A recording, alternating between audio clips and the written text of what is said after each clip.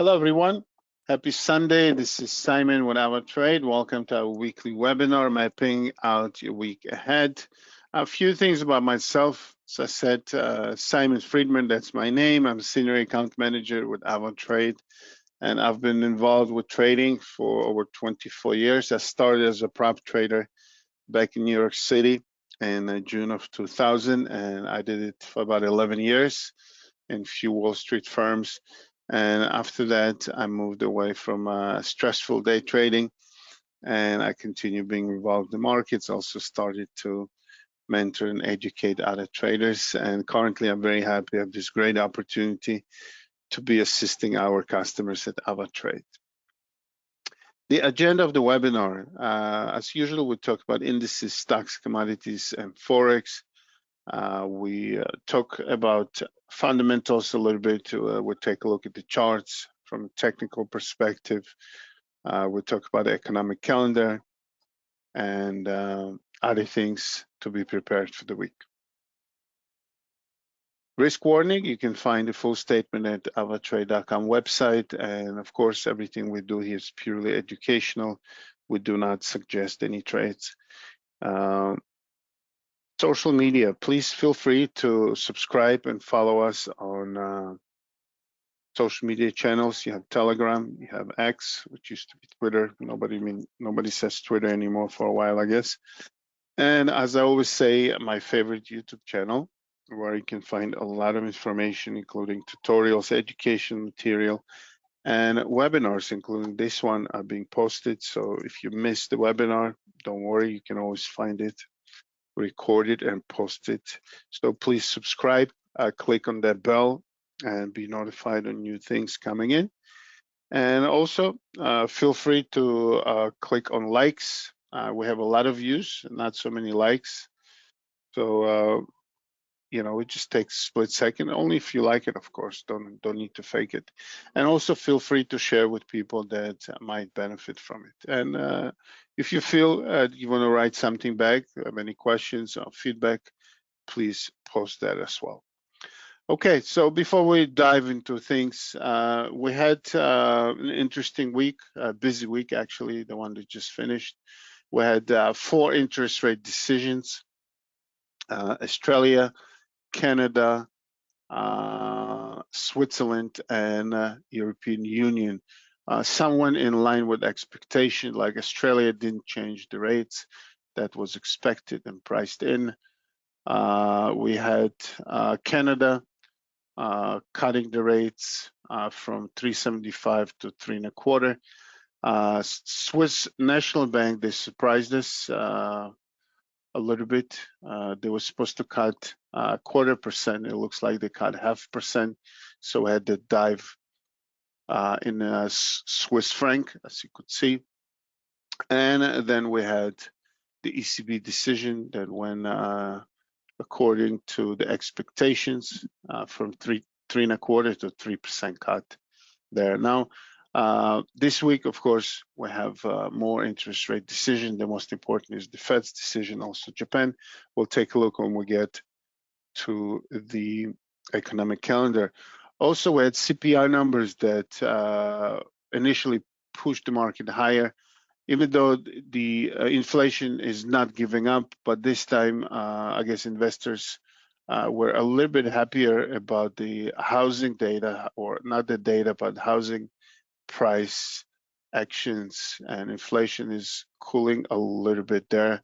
This was the area that Feds were very concerned about. So seeing those numbers, the market reacted to the upside. Then we had a little bit of a selling. We'll take a look when we get to the charts. So here we go. We really approaching that center rally. We are today on the 15th of December. It starts on 24, I guess, right before Christmas. It goes into the end of the year. So here we go. Record inflows into the US stocks to drive center rally in less days of 2024, Goldman says. And I purposely took the screenshot with the numbers here. So As we know, since the Trump won the election, the markets had a nice rally. And he says right here, in the past 9 weeks, that's since the elections, right? Equity markets have logged a record 186 billion worth of inflow as capital has flooded into American stocks in the wake of Trump's electoral win on November 5th. Goldman strategist Scott Rubner says in a note. So it looks like everybody's excited and they are buying equities, buying stocks. So this is one of the articles. You can find it on marketwatch.com. Here we go. The Fed's starting the meeting on this coming Tuesday, Wednesday. They're completing the meeting and they're going to tell us the results. So Fed to cut rates next week, bringing an end to first phase of easing. And here we go. Economists who think the Fed will cut said the move fulfills the quick initial reduction rates signaled in September with cuts at 3 straight meetings. The move would leave the Fed's benchmark rate at a range of 4.25 to 4.5, a full percentage point drop from the peak in early September. The December FOMC meeting will mark the end of the first phase of the Fed's rate cycle, says Krishna Gua, Vice President of Evercoat ISI. Okay, so just to remind us, something that we already mentioned, the Feds are going to share with us their decision. Of course, right after that, it's going to be a press conference, which is a very important part of this event. When I always like to say the power will be drilled with all kinds of questions. Some are not so easy to dodge. Okay, and I saw it. Maybe you saw it as well this week. Trump was opening the session on New York Stock Exchange with his family and friends. Says right here, crypto stocks and wacky ETFs are going wild. The Trump trade is already priced in. Excuse me for sneezing. So a lot of excitement, as we said prior, that some investors and analysts are concerned about the policies. So we might see the reaction coming when he takes the office. So we'll find out what's in store for the markets. Now, here we go, almost as they like to say, closed deal, about 96% probability of the Feds cutting the rates on the 18th. This you can find by just Googling CME Fed Watch. And we came to economic calendar. So this week, I actually have 2 pages, so bear with me, it's a lot. I didn't want to minimize the font because we wouldn't see anything, so I just made 2 pages, 2 slides of this. A busy week, very busy week, so let's just go one by one. We have industrial production, retail sales from China, a lot of focus on China, as we spoke last week, and pretty much every week we'll speak about it again today. We have a few speeches of President of European Central Bank, Lagarde, speaking on Monday as well.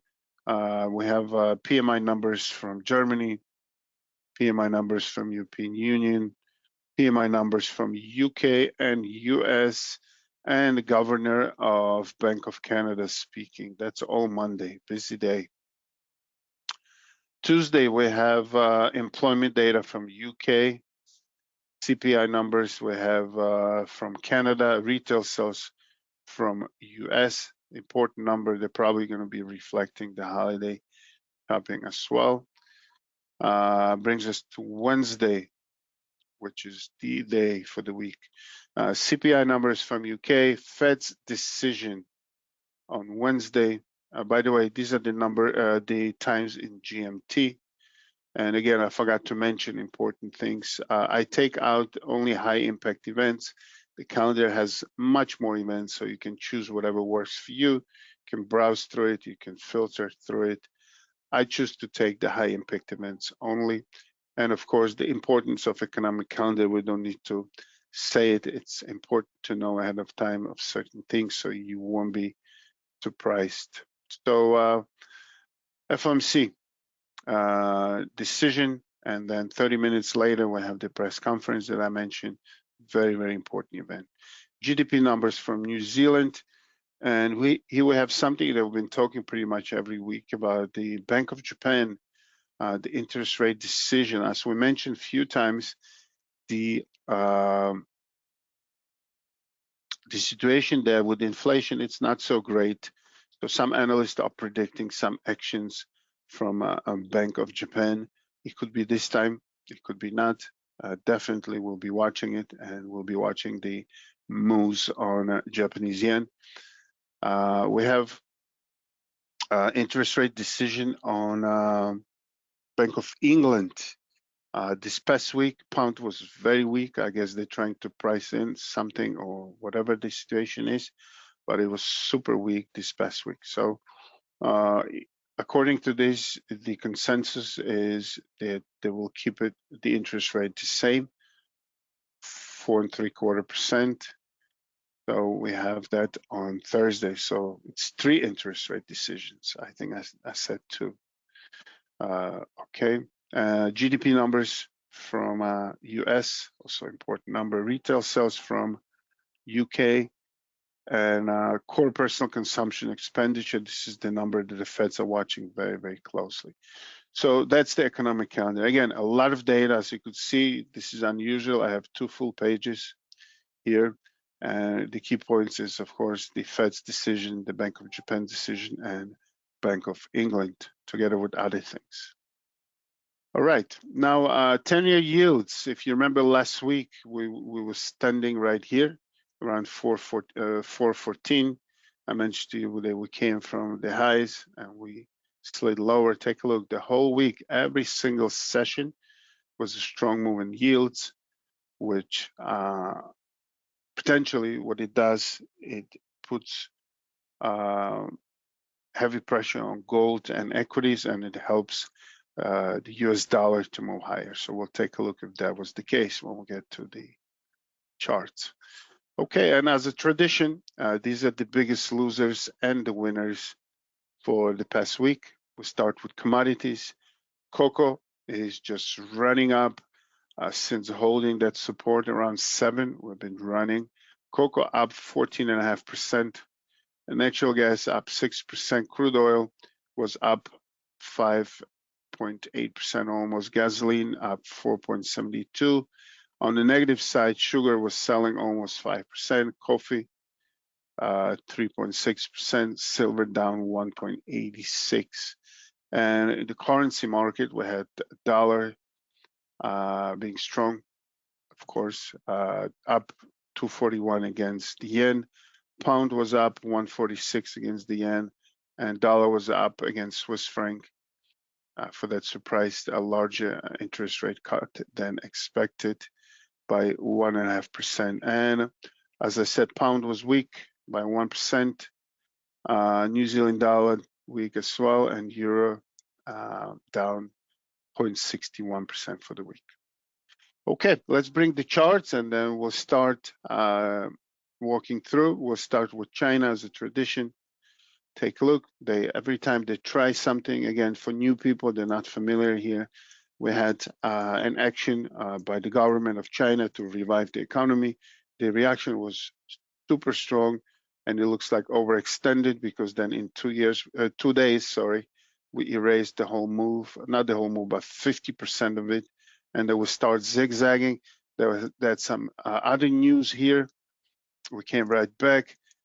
Here over the weekend, they announced they take more actions to improve things. The initial reaction was strong, then was sold again on Tuesday and continue to the end of the week. So as you know, usually I bring 4 instruments when we talk about China. That's crude oil, copper, Australian and New Zealand dollars. They are being affected by economy in China on the demand side. So crude oil actually went up, and as we said here, The trend line was broken, and it looks like we are building some strong momentum here. It could be that the situation in the Middle East is affecting it, some concern with the change of power in Syria and possible kind of rearrangements in the area of the Middle East. Nevertheless, here we go. The crude oil is having a nice party here since a sell-off that ended on the 6th of December. Now, copper did react to the weakness of China. If you remember, we mentioned this level 422, which just broke it on Friday, closed lower. We're going to continue watching that. Now, Australian and New Zealand dollar both are weak, partially for their own reasons. Also, the weakness in China is not helping us. China, with the economy slow, they're not ordering as much as they used to, or as much as Australia and New Zealand would wish to sell it to them.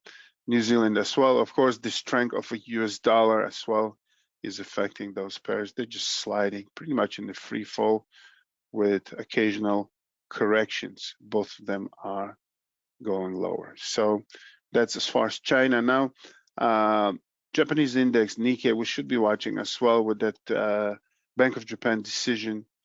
If we see the hike in the rate, it would be positive for yen, and we could probably see the sell-off in the index.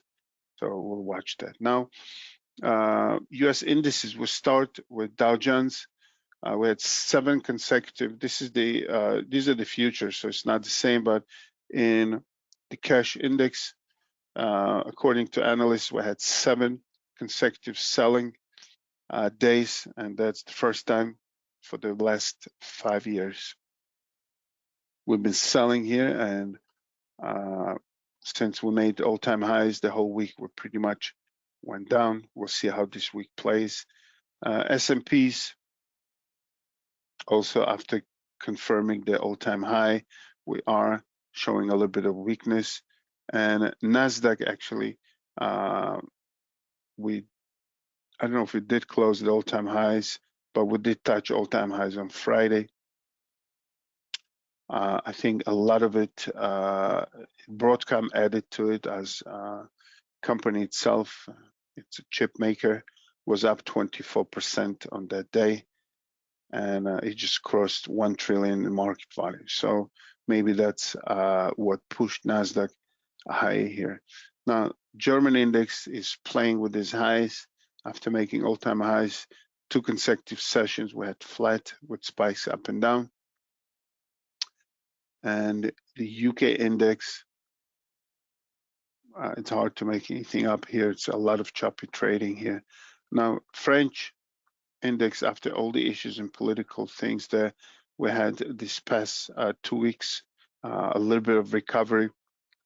Let's see what happens this week. So that's as far as indices. Again, we are right in the middle of December. We might be seeing that Santa rally towards the end of the year. And the whole focus is on the Feds. As we saw, there's 96% probability of the rate cut, which is in general positive for the equity markets. Should we see any kind of surprise, no rate cut, market probably will react to the downside. If everything is planned, it could be already priced in, or we continue higher. It's hard to say. Okay, moving to stocks.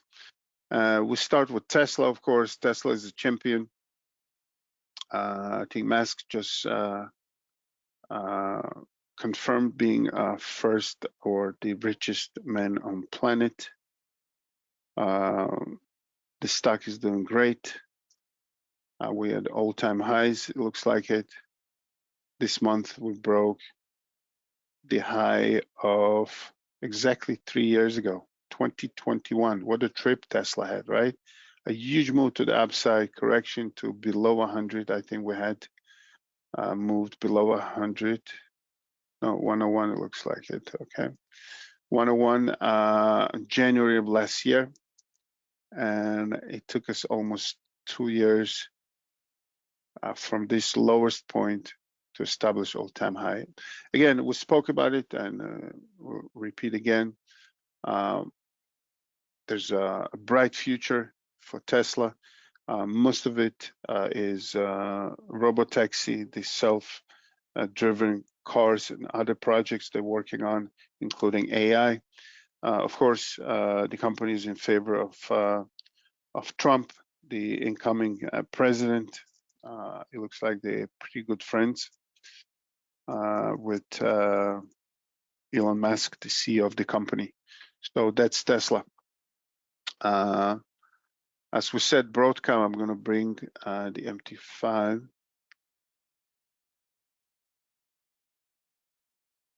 The Broadcom, I don't know why this chart's not showing well. Anyway, we had Broadcom, a nice move to the upside. I'm going to bring a 4-hour chart. Here we go. So we had the jump from closing around 180 to gapping up around 210 and closing at 224. Huge move, great earnings. On the flip side, Adobe didn't do that great. The earnings were not so great. The stock sold with the gap, of course, opened and continued lower here. Now, there are a few things that caught my eye. Boeing is one of them. We didn't speak about it for a while since all the technical issues that the company had. Since all the technical issues that they had, we started the reversal here on the 18th or 15th of November, about a month ago, and we continue, and we just hit the 200, almost 200-day moving average, almost closing this gap from August. Nice move, worth watching for what's happening next there. Now, we spoke about banks, and I don't remember if I mentioned it here or the other places, but we said the banks, after making highs, they stalled here. So we were expecting some kind of correction, and that's exactly what's happening. Goldman is correcting here. JP Morgan, nice correction. A little bit of pressure here to the downside. Bank of America as well. Citigroup as well. So it looks like pressure on the banking stocks after that super robust reaction to the elections. This was it right here on the 6th of November where the whole market went up. We actually trading currently at Goldman below the peak of that day. Now, let's go through the big boys. Let's take a look what they do. Meta, former Facebook, correction here. Google, nice move recently. The last two sessions were at correction. Amazon playing with the highs. Apple at the all-time highs as well. They all look pretty good. As we mentioned, I think last week, Microsoft is the only one that a little bit far from the highs. We about $20 away, $22 away from the tops, and we're not managing to get there. So that's as far as the big boys. Now, also worth watching Uber. As we had a huge sell-off on Uber, and I was just trying to find out what's the story there, and I found, I'm going to read it to you. It's part of the article here. Shares of, I'm quoting here from the article, shares of ride-hailing companies Uber Technologies and Lyft took it on the chin after the autonomous driving company Waymo, I spell it W-A-Y-M-O, announced it was entering the Miami market in early 2025, but investors might be overreacting. And I'm continuing with the quote. Uber stock dropped 9.6% to 65.23 Thursday after the announcement. Lyft shares fell 10% to 15.50. The moves wiped out more than 10 billion in market value combined. So between two companies, they lost about 10 billion. That was as of Thursday, but as you could see, from 65, we continued below 60. So it's a stronger drop there. So that's your Uber right there. Again, here, this was October 10th when it was Tesla was presenting robotaxi. Disappointing for Tesla. It gave a lot of boost to Uber, and since then, I guess those expectations didn't really make the lasting impact. So we continue sliding, and Uber doesn't look that great at current levels. Let's move to commodities, and we start with these winners and losers. Cocoa, as we said, is continuing after a lot of fight here around 7,000.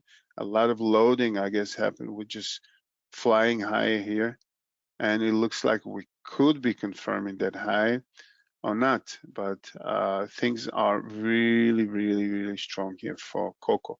Natural gas had a positive week. I guess that was the number that I mentioned to you, 624, maybe on the cash. I'm not sure. It doesn't show on our futures here, but it did have a nice move at the beginning of the week. Friday, we had the sell-off. And for us, for the sake of us looking at it, the 301 level remains the support. There was a resistance here, remains support. We had a nice run this week. On Thursday, we hit the high of 355, and then Friday, we give it away a big chunk of it. So that's natural gas. Crude oil, as we said, is moving nicely higher, and gasoline as well, having a positive week after all this sell-off. It looks like we're building on gasoline, building a nice base here, a nice support. That's a weekly chart. Daily charts, you could see here we had multiple attempts to break through, and the whole week we were in green. Now, on the flip side, the losers, we had sugar. Actually, it did close below this previous resistance that could be support. We did break below that. Let's see how we act. It's probably going to be some fighting between the buyers and the sellers around this level, because this level was very strong. It was a strong resistance from which we sold. So we tried here with few tails, and then we finally closed below. So we'll be watching sugar, definitely. Coffee, we had a week of correction here after double top here. And silver also had a negative week. You could see we are approaching that 200 moving average on silver. The last two attempts we bounced. This was one on 14th of November, and another tail here on 28th of November. And we had two consecutive sessions. Thursday was a big sell-off and a move down over here. Now let's take a quick look at gold. As we mentioned, with the 10-year yields running up, it should put pressure on gold, and it did. Thursday and Friday was a sell-off after we touched the resistance here, this large candle. It could be we're repeating similar scenario. On the 25th of November, we had a drop of about, let's see, 27.20 to 26.05, more than $100 drop. Then we had a little accumulation here. We had a nice move Monday, Tuesday, and Wednesday. We hit that level, or at least almost hit that level, and then it looks like the sellers there are very convinced. As you could see here, around 27.20, the same level was sold on Thursday and Friday, and there was a double top attempt to hold it or to break it, for that matter, as a resistance, and then let's see what happens. Gold definitely, at least we know that 27.20 is a strong resistance now. If we continue lower, we might actually test the bottom of this big candle at 26.05. So that's commodities. Let's go to Forex. We start with dollar index. Again, we said with the 10-year yields, it should help dollar, and it did. The whole 5 days of the yields going up, US dollar continued going up, and we hit that key 107 level. And Friday, As you could see here, we had a little bit of up and down move, closing flat. So the opening is 106.92, the closing 106.91. One cent, right, or 1 pip, or 1 decimal point. Almost flat. So let's see, maybe this is a resistance that we actually faced. If you look left, this is weekly chart. On October 1st, we hit that level, 107.03, and then we've been sliding lower until we hit the 200 moving average. Since then, we nicely moved higher with the 10-year yields really creating this tailwind. This is a weekly chart though, right? For the dollar. I think a lot of it to do as well, a lot of excitement about Trump taking the office and America first, and potentially increasing the value of the dollar.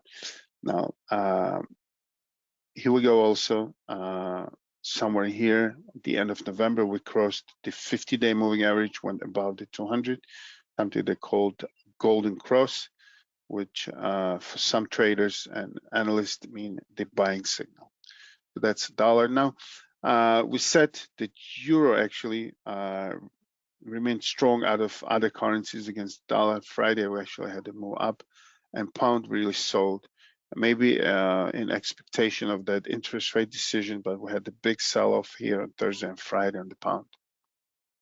Swiss franc as well sold with that surprise, more decrease or more cut than expected. We had a nice move on dollar against the Swiss franc. Canadian dollar remains weak. We just keep on stepping up on US dollar against CAD.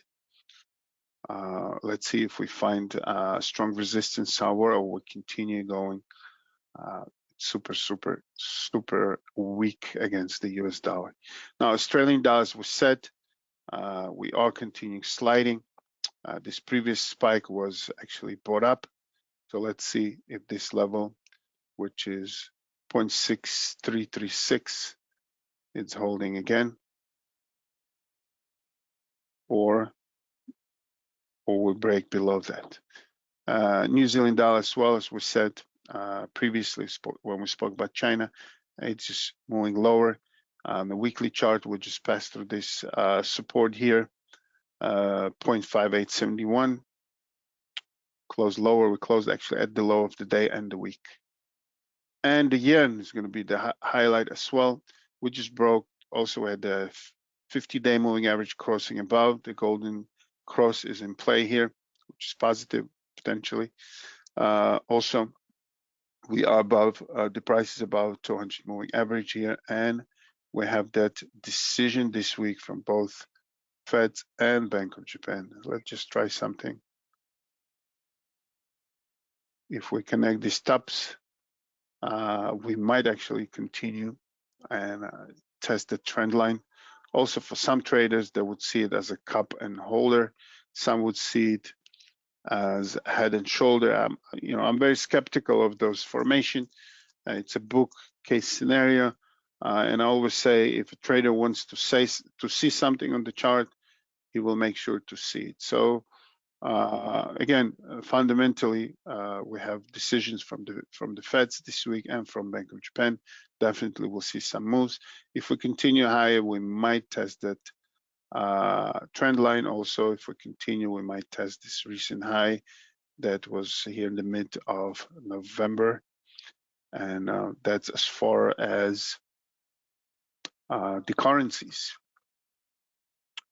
Let's take a quick look at cryptos. Bitcoin is playing with that 100,000. The initial move here, when we broke through 100,000, went almost to 104, closed lower that day. So a lot of pressure as we trading around 100,000. Here, this candle, it looks strong on the 11th. We closed above 100,000 again, 101, 149, and we are trading higher. So it looks like we could be pushing higher. A lot of excitement there. Again, a lot of it to do with Trump being pro-crypto and other things. That's as far as Bitcoin, Ethereum as well, looks strong. And another coin that brings a lot of attention lately, it's XRP, Ripple. Some traders are loading on it, hoping that with change in regulations and change in power and other things, this coin has a nice future. So you can just see it, a lot of news about it, a lot of excitement, and in general about the cryptos, a lot of people are excited about it. Okay, so that's it pretty much. We concluded. Again, don't forget about the social media channels, subscribe, click on the bell. We'll just put it all together, whatever we spoke about. It's going to be a busy week. Again, we're in the mid of December. We have interest rate decision this upcoming week from the Fed, of course, the US decision, Powell press conference. We have Bank of Japan. We have Bank of England making their own interest rate decisions. We have a lot of data happening, and we are approaching the end of the month, but we might see that Santa rally, even though there's some skepticism going on going into 2025. At the same time, we saw that lots of billions of dollars went into the market since the election. So overall, the mood in the market is very positive.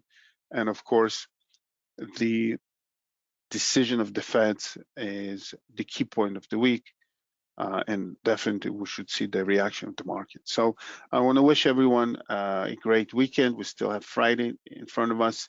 Enjoy your weekend, get some energy, get some rest, get some excitement. And I want to wish everyone a great, positive, profitable, and happy week ahead. All the best.